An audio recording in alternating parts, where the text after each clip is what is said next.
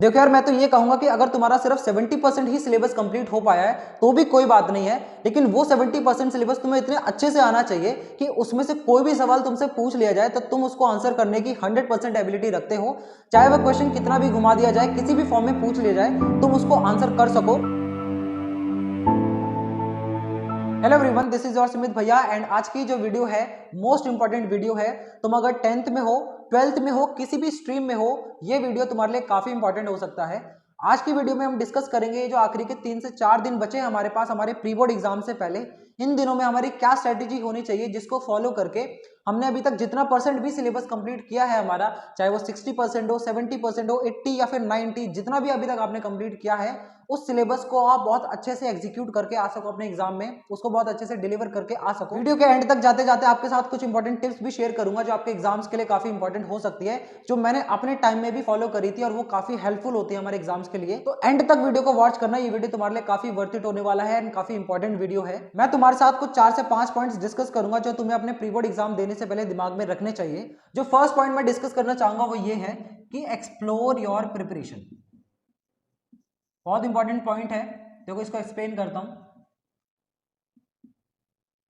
देखो यार, ये जो तुम्हारे प्री बोर्ड एग्जाम्स है ना, इन एग्जाम्स को बिल्कुल भी स्ट्रेसफुल मत लेना।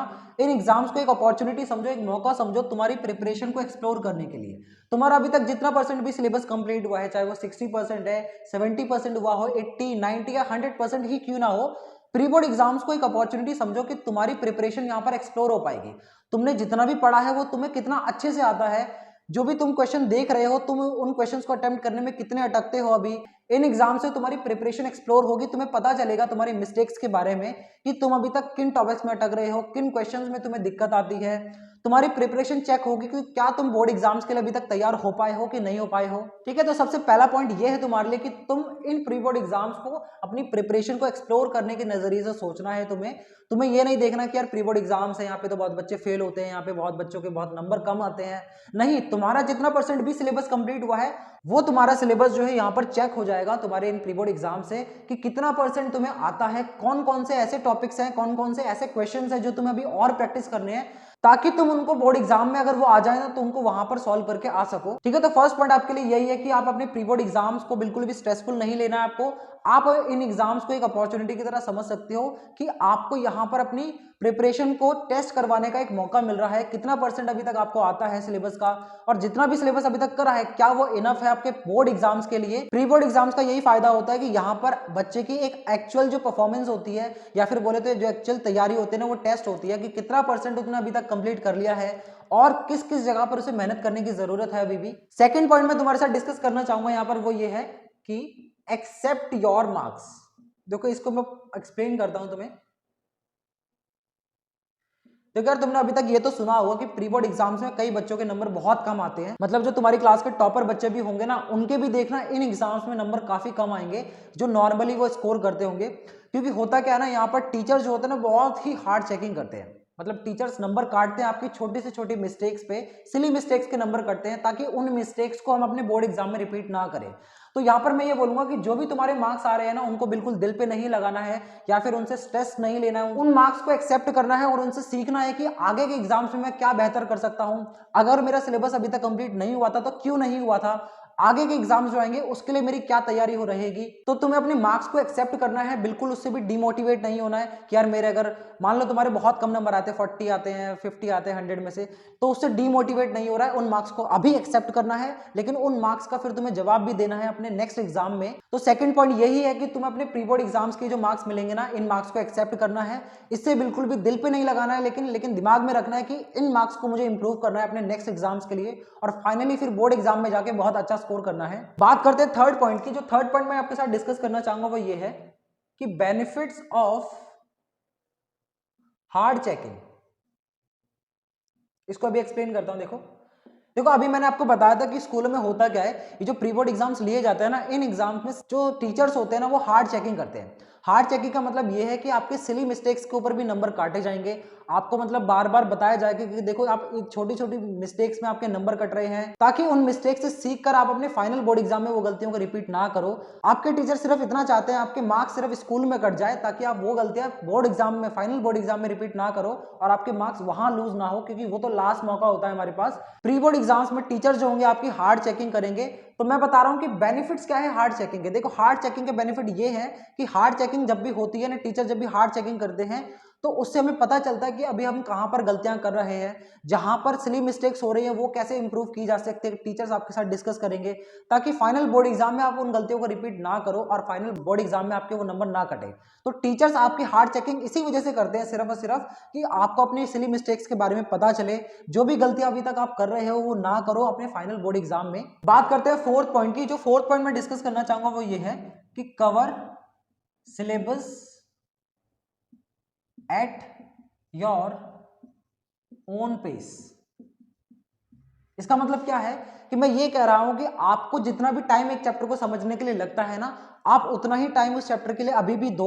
मतलब कि मैं ये नहीं कहूंगा कि यार लास्ट के कुछ दिन बचे हैं तो इसमें तुम ये भी पढ़ लो, ये भी पढ़ लो, ये भी पढ़ लो, इतना सारा कवर कर लो तो प्री बोर्ड एग्जाम में तुम पास हो पाओगे। नहीं, मैं तुम्हें ये नहीं कह रहा, मैं तुम्हें ये कह रहा हूं कि तुम्हें क्वांटिटी के पीछे नहीं भागना है, तुम्हें क्वालिटी पर फोकस करना है। होता क्या है ना कि बच्चे ना क्वांटिटी के चक्कर में क्या करते हैं, बहुत सारी चीजें पढ़ के जाएंगे लेकिन अच्छे से पढ़ के नहीं जाते हैं। जैसे ही वो एग्जाम में बैठते हैं तो फिर वहां पर जाके ब्लैंक पड़ जाते हैं। जब भी क्वेश्चन देखते हैं वो बोलते हैं कि हमें तो यार वहां पे याद ही नहीं आ रहा था कि क्या डेफिनेशन थी, क्या फॉर्मूला पढ़ा था, इसमें क्या क्या चीजें थी, हमने तो सिर्फ सिर्फ ऊपर ऊपर से देख लिया था। तो आपको ये गलती नहीं करनी है। आपका जितना परसेंट सिलेबस कंप्लीट हुआ है, जितना टाइम आपको एक नए चैप्टर को समझने के लिए लगता है उतना ही टाइम दो। हड़बड़ाहट में उस प्रिपरेशन को जो पहले तुम कर चुके हो उसको भी कमजोर मत कर देना। जितना टाइम तुम्हें लगता है उतना टाइम अपने आप को दो सिलेबस को कंप्लीट करने के लिए। बट इस चीज से सीखना है अपने आगे के एग्जाम्स के लिए कि आगे आने वाले जो एग्जाम्स है उनमें तुम्हारा सिलेबस पीछे ना छूटे, वहां तक तुम्हारा सिलेबस कंप्लीट हो सके।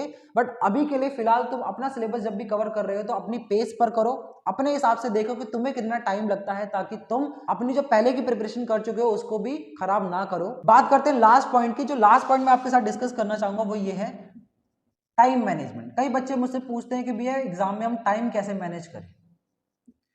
तो देखो टाइम मैनेजमेंट के लिए एक जो सिंपल फॉर्मूला जो मैं बता सकता हूं या फिर जो मैं अपने एग्जाम के टाइम पे फॉलो करता था वो ये क्या होता है कि तुम्हें कोई भी क्वेश्चन जैसे कर रहे हो ना, तो तुम्हें उसमें मैक्सिमम टाइम कितना लगना चाहिए उसका एक फॉर्मूला होता है। जैसे यार फॉर एग्जांपल के लिए मान लो तुम एक 1 मार्क्स का क्वेश्चन अटेम्प्ट कर रहे हो, तो 1 मार्क्स के क्वेश्चन करने के लिए तुम्हें कितना मैक्सिमम टाइम लगना चाहिए पेपर में। तो उसके लिए सिंपल फॉर्मूला होता है कि तुम इसको ना 2 से मल्टीप्लाई कर दो, तो कितना आएगा 2 मिनट्स। तो मैं ये कह रहा हूँ 1 मार्क्स के क्वेश्चन के लिए तुम्हें ना मैक्सिमम टाइम 2 मिनट लगना चाहिए। ऐसे जो भी तुम क्वेश्चन कर रहे हो, जब मान लो तुम 5 मार्क्स का क्वेश्चन कर रहे हो तो तुम्हें उसमें मैक्सिमम टाइम कितना चाहिए, 2 से मल्टीप्लाई करो यानी कि 10 मिनट। तो 10 मिनट मैक्सिमम टाइम है, तुम्हें 10 मिनट के अंदर ये 5 नंबर का जो सवाल है कंप्लीट कर लेना है। इस तरीके से अगर तुम चीजों को फॉलो करोगे ना, अपने एग्जाम में तुम घड़ी लेकर जाना, एक वॉच लेकर जाना अपने साथ में, ताकि तुम चीजों को मॉनिटर कर सको। और कोशिश करना कि अपने जो पूरा 3 घंटे का समय होता है ना, उससे 20 मिनट पहले अपने पेपर को खत्म कर सको, ताकि जो लास्ट के 20 मिनट रहेंगे तुम उसमें अपने पेपर को पूरे को रिवाइज भी कर सको। तुम्हें पता चल सके अगर तुमने कोई गलती करी है तो वो क्या गलतियां है। टाइम मैनेजमेंट के लिए जो मैंने बताया तुम इसे फॉलो कर सकते हो। जितने नंबर का क्वेश्चन है उसको 2 से मल्टीप्लाई कर दो, उतना मैक्सिमम टाइम तुम्हें अपने उस क्वेश्चन के लिए देना है। इस तरीके से अगर फॉलो करेगा तो तुम्हारा टाइम भी मैनेज हो जाएगा। सो यार 5 पॉइंट्स मैंने आपके साथ डिस्कस कर लिए हैं। एक चीज जो मैं आपको कहना चाहूंगा वो ये है, जो कि आपको अपने दिल पर नहीं लगाना है लेकिन सिर्फ समझना है ध्यान से, वो ये है कि प्री बोर्ड एग्जाम्स में ना बहुत सारे बच्चों के नंबर कम आते हैं। मैं तुम्हें डरा नहीं रहा हूं लेकिन फैक्ट बता रहा हूं, अपना एक्सपीरियंस बता रहा हूं। मैंने 2 बार प्री बोर्ड एग्जाम दिया अपनी लाइफ में, अपने 10th में दिए हैं और फिर 12th में दिए हैं। तो प्री बोर्ड एग्जाम्स में यही होता है कि जो भी आपके टॉपर्स भी होते हैं ना, उनके भी नंबर बहुत कम आते हैं यहाँ पर प्री बोर्ड एग्जाम्स में।